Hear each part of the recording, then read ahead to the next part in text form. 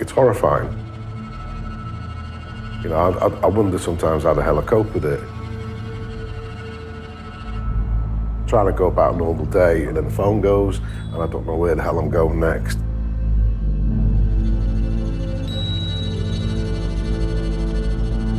There's always a sense of sorrow and anger. It's never just another body to us.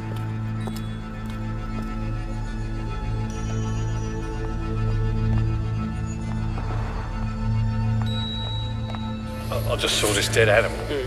I looked around the garden. Yes. There was no blood. Yeah. There was no sign of a head or a tail. Is this consistent with the others? Yeah. Yeah.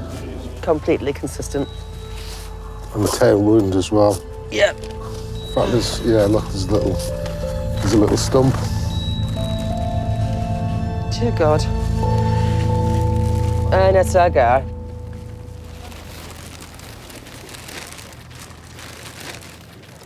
So do you want to see where it was found, yeah? Yeah, please. The kill site will be here, Lou. He's been here without a single doubt. He's been here. You wouldn't get the cut further if he hadn't. He's placed that cat there.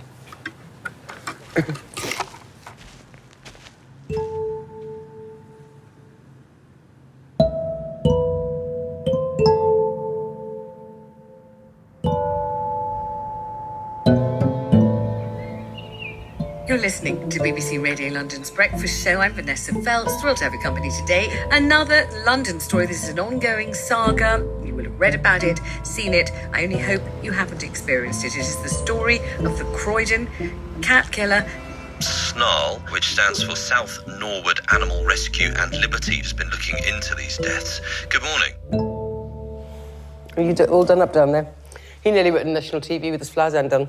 So we always check, no. No, I actually did. Yeah. I've been rescuing cats in the area for donkey's years, and we ran out of family and friends to rehome cats to.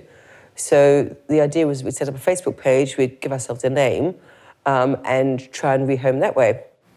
We've got 18 cats at Tony's, and we've got 14 at mine. She'd be at work most days, so for me it was just sort of looking after the animals and pottering about. But when obviously we started investigating this, that very quickly became pretty much a full-time job. Oh. See that?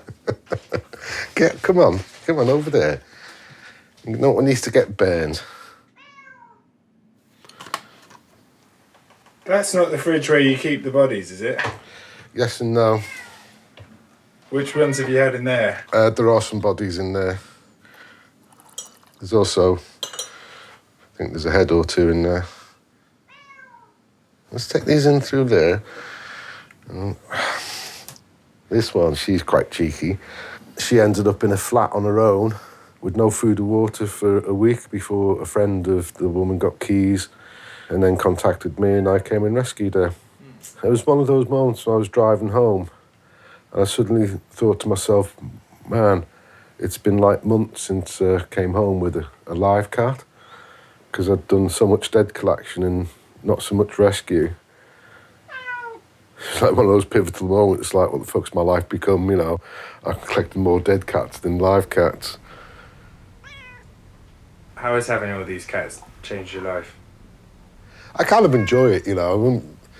Working for the man when I was working at Westminster Council, you know, it's like, oh, do this, do that, you know. Actually, in this, I do what the fuck I want, when I want, you know. Or, well, actually, in reality, I am... the cat killer seems to be dictating a large part of my life at the moment. The first time I came across this is when I saw on the Facebook that, you know, there'd been some local mutilations. That was probably the 22nd of September, 2015. When you see the carcass of a cat and, you know, you've got very clean lines where the head's been removed, common sense tells you this has not been done by any kind of animal. Yeah. You know, someone has cut this this head off. And the only animal on this planet I know that can operate a knife is a human animal. We prepared a leaflet to put through doors, asking people to call us if this had ever happened to them. We came home that day with 15 cases. In October, we made a report to the RSPCA. But by that stage, we were pretty overwhelmed with what we discovered. Since the RSPCA got involved in November 2016, we've been made aware of over 250 cases that's been brought to our attention, mostly from the south, but also other parts of the country as well. It's sort of kind of renamed Croydon Cat Killer, or M25 Cat Killer, and then UK Cat Killer. And that's because there have been a number of animals that have been suggested as being involved from all over the country. From our point of view, it's a bit of a mystery. Why anybody would cut a head off a cat, I have no idea. Well, in terms of the kind of person that might do this, I think it would be safe to say that it's unlikely to be somebody with a fulfilling social life, a happy relationship. It would suggest to me that it's somebody with deep-seated psychological disturbance and needs, and they're meeting that in a very extreme and very unusual way. People don't usually just act in extreme ways for no reason. And while those reasons might be unfathomable to most of us, there will be something driving that behaviour. Might be because of perhaps hostility or anger towards something that the cats stand for and represent. Maybe somebody who feels they haven't been cared for, sees animals and pets being pampered and might develop a hostility towards them as a result.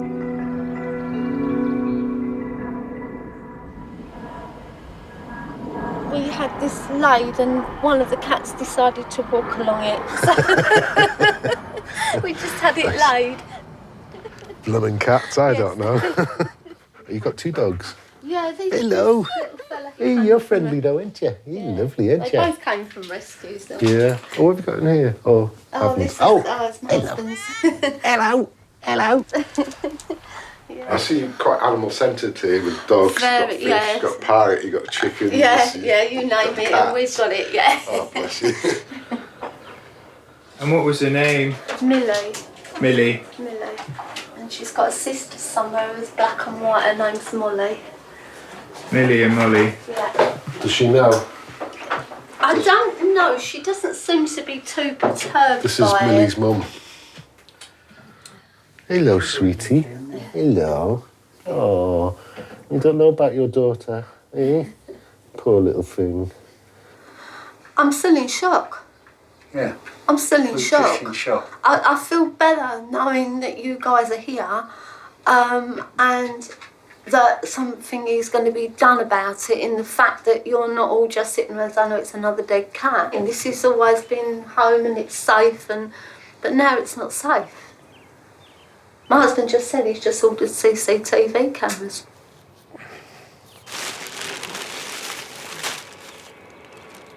She used to scratch like mad if you tried to put her in a cage to take her to the vet. Yeah, she didn't like that. So the way he's done it, he's been clever, because otherwise he would have been scratched to pieces. Yeah, he's had a bit more of a play with this. Oh, poor thing. I mean, I only looked at her very quickly and I just saw no head, no tail. She got all four legs. Yeah. Yeah. Oh, hang on. Actually, no, she's got a leg missing. So you don't want to look. Sorry, he's taken a leg, front leg. That wouldn't be foxes that have got to her afterwards, It's would it? possible, but it looks too sort of clean. Yeah. So I think he's done it with a knife. Poor thing.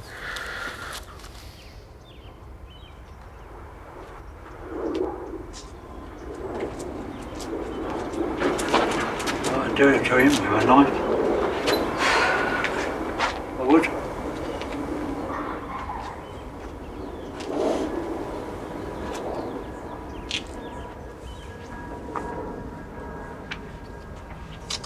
That's her fur. Yeah. Definitely a fur over there. Because of this indentation here, I think this is probably the kill site. He's cut her up, obviously kept the head, the tail, and the leg. He's probably walked along this path, placed it on the patio over there, and then buggered off. Sometimes, particularly where legs have been taken, he will return a leg. He might just leave it at the front, for example. So there is a danger of that, so please look out. If you find any body parts, let us know. Yeah. And also, we've now got 3 occurrences where he's come back and got a second cat from the same household. Right.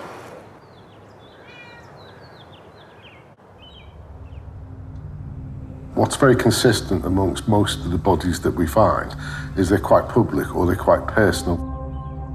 What motivates someone to do that, God only knows, but obviously my conclusion, and I think many people would agree, is it's an attack against humans as much as the animals. And it's very dangerous that, you know, he's going to step up at some point. One of the things I investigated previously with the group of people that I investigate the stuff with, and I'll go back to when this is all over, was Luca Magnotta. In fact, we started investigating him 2 years before he killed somebody. So you were investigating him for... Yeah, he was torturing and killing animals and filming himself. He was setting the videos to music and filming himself doing so. Members of the team had a look at his photos, and I can't say how they did it, but they narrowed it down to 3 streets in a city in Canada. People in America and Canada who work with us contacted the authorities, but unfortunately they looked at it and did nothing with it, and he went on to kill somebody. We have to amplify the opportunities for him to be caught, because that is what's going to catch him. It's communities aware of what's going on in their own streets. So when he makes a mistake, somebody will be there to catch it.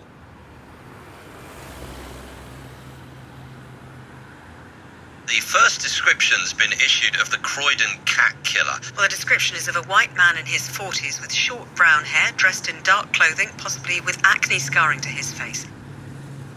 In July 2017, there were 3 cases that were in a very, very small area of Caterham. The neighbours saw somebody acting suspiciously. They called the police and they also chased him. Unfortunately, they lost him. However, they did get a reasonable description. The next day, it appears he came back, which would indicate that he either dropped something perhaps, or he'd left something behind. There was something that was drawing him back to the area. I've known cases of serial killers where they do return to the body. Returning to it is a way of reliving the satisfaction that came from committing the act in the first place. People may take what's known as a trophy from an offence, and that's usually because they will rehearse over and over again the detail of what happened in order to continue getting gratification afterwards.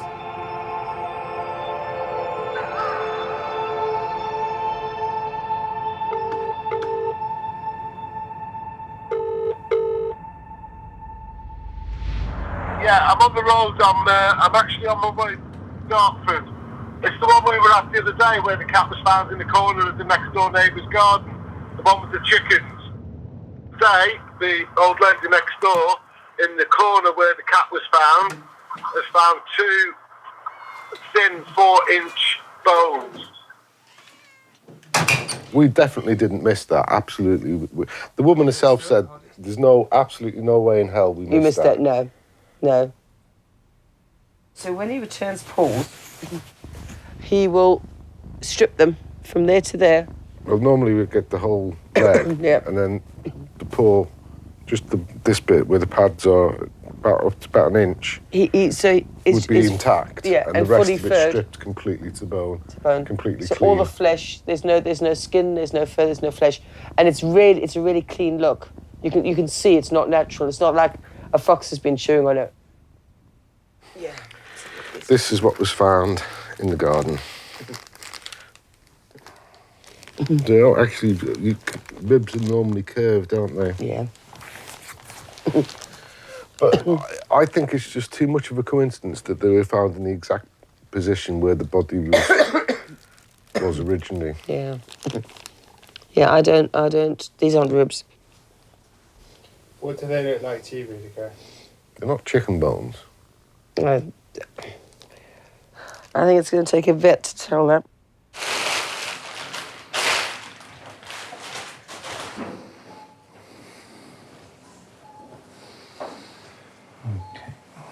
First we're going to just look for any external injury relating to if this cat's been involved in a road traffic accident, because usually they have scuffed nails. Why do they have scuffed nails? Because usually the actual physical impact of the car drags the cat across the concrete, but this cat hasn't had any scuffing of the nails, so it's unlikely that the initial injury was sustained by a car. You can see here quite clearly that just from your perspective, there's a very clean, neat cut. This injury here is not suggestive of predation. This is suggestive of a knife wound. Whoever's doing this kills the animal, takes it off-site. In my opinion, that's what's happening, yes. And then returns the animal at a later date. And that's borne out by something else which has been presented to me. Looking at it externally, it's my opinion this is the radius and ulna of a cat. And it does fit with Millie's sort of size. This has been returned at a later date by the individual that's also sustained these injuries to this carcass. Millie, unfortunately, is another casualty of the individual or individuals who are undertaking this practice. What are the consistencies? All the animals have died of blunt force trauma. Most of the animals have been decapitated and most have had tail amputations. However, the nature of how those have been carried out has fluctuated wildly. So with the tail amputation, some of it has been done very skillfully and it's actually gone through the actual coccyx space, as opposed to this one, which has been crushed and cut sort of quite crudely. I do not believe you can attribute every single cat that's been presented to me and the other vet to one person.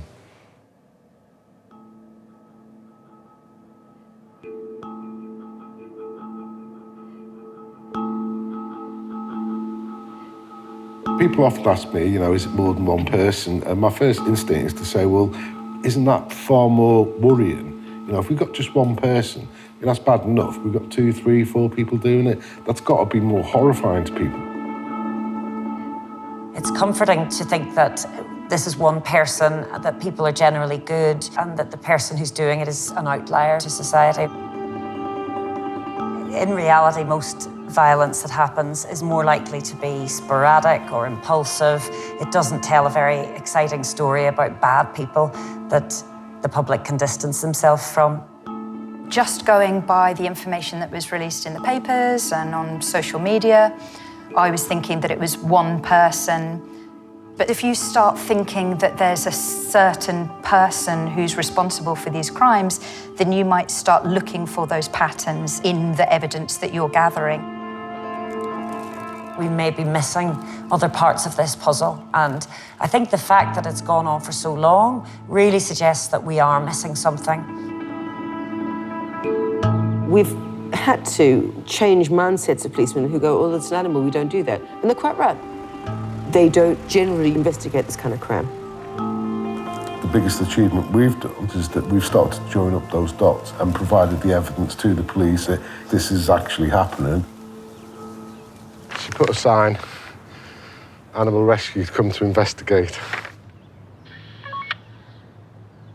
We tend to do most of the collections. Yeah, okay. You guys are obviously busy, so... And the RSPCA can't always get out.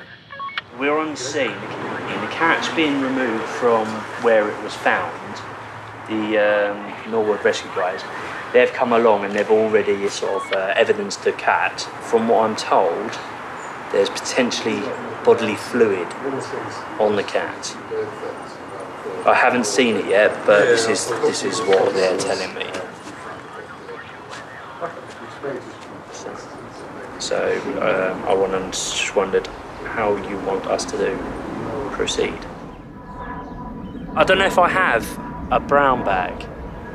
because to be honest, plastic bag isn't the best thing. No, because of the fluids. Exactly, it's gonna, and not just that, the blood and the fluid is gonna start getting mixed. No, that's true too. Yeah. So I'm just waiting for they're gonna call me back to see what they want, and I'll be led by them, to be honest. So. We're used to police procedure. We can hang around. It's fine. You don't need to. Your weekends, really. This is all we do. Doing this, it has us taken over our lives, really. Yeah. But I'm determined we're going to catch him. Yeah. We knew the boundaries of what the police couldn't do, but it was quite a weird thing to be called in by the serious crime squad to say, "Come and talk to us." Time to call this. I'm going to check. Hey? I'm going to check your speed, your average speed on this one. Don't you Excuse me? fucking start. Start. I always drive within the speed limit, officer. Yes, of course you do. Stopped once. Imagine for me as a scouser voluntarily going into a police station and meeting with a detective sergeant. What astounded me is that from the get-go there was a level of respect. Right, come on, let me show you this. Go on. Right. All right.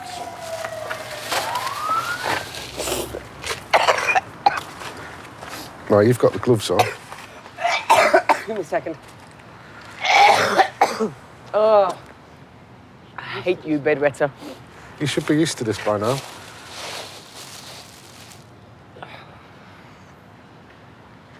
Tell me that's not him.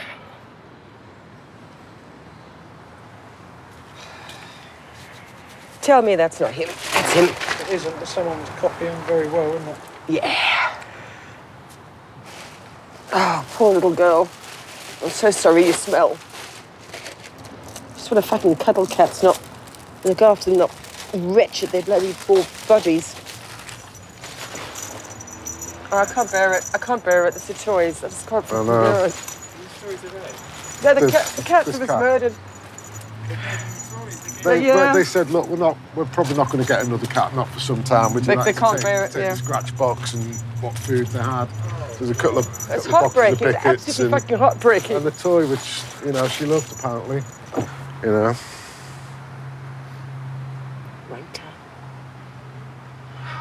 Cats will nobble the food up in them. Yeah. But it's heartbreaking. You just think, they don't actually want their stuff in the house because they can't bear it. That's what he is. Tosser. The case has had a very direct impact on our lives and our relationship. We struggle. We struggle to just do what other people take for granted. I knew it was going to be difficult, but actually it's been a lot more difficult in ways that we couldn't have anticipated. But we're not going to stop just because it's hard, or because it's hideous, or because it's got us on the verge of breaking up on occasion, or that's not what this is about.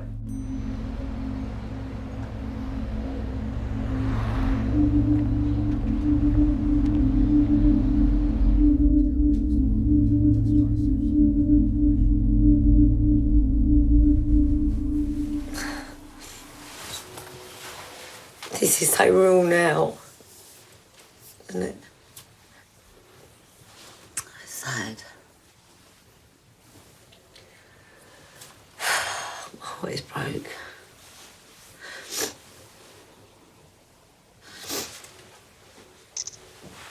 The only place she was safe was here, and look what's happened. Oh, there's a bit of her hair.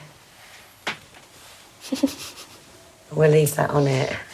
That's mad. Bless her. I did go into the vets once, and that was hard. But they had the body, but not the head. Beth rang up and said, please don't cremate her yet till we get the head back. Because Tony said the head will come back, and it did. I would never get a cat again. And he's destroyed us, really.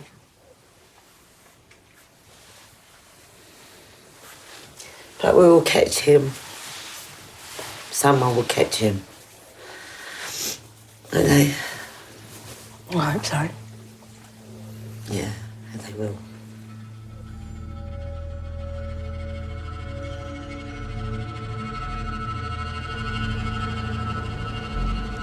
Northamptonshire Police has arrested a 31-year-old man in connection with a number of cat mutilations in October and November last year. The man has been released under investigation.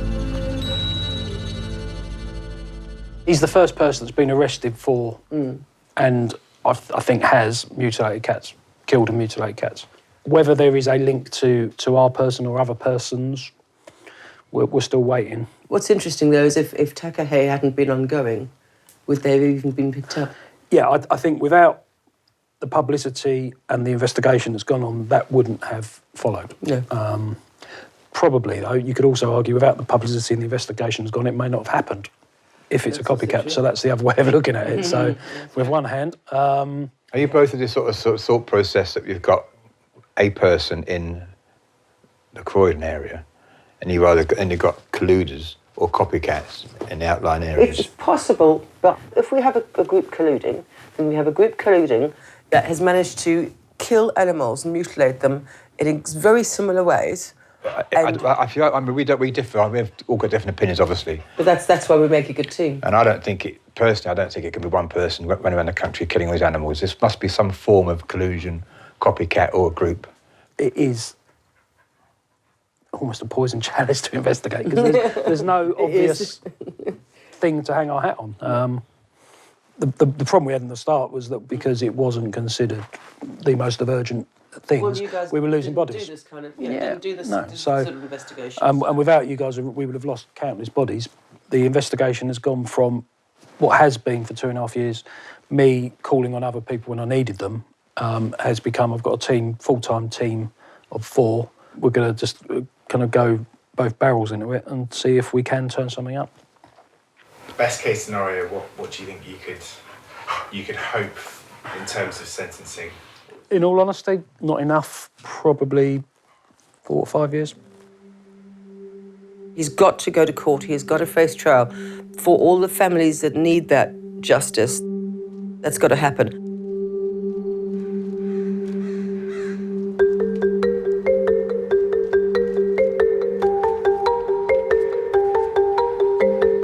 They're people's loved ones. Every single one of them is awful.